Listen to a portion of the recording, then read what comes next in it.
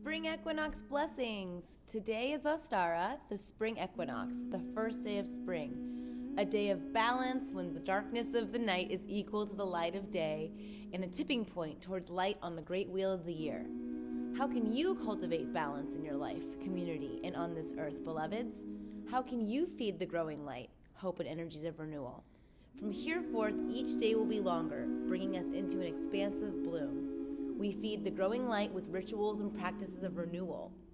As the Earth Mother shakes off her winter slumber, she springs forth in nourishment with wild weeds to awaken our digestion and cleanse winter stagnation, flowers to feed the bees and adorn our gardens, the promise of growth and abundance to come. It's a wonderful time to clear out the old, bless your home and body, and connect to the innocent splendor of your inner child, awakening in joy and blessing the new life still veiled in mystery.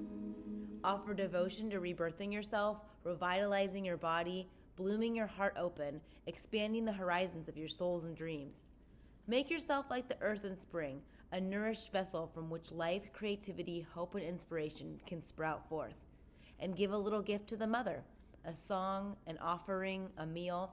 She who gives us life will bloom with a greater sparkle in her eye upon receiving acknowledgement of her life-renewing ways. Blessed be.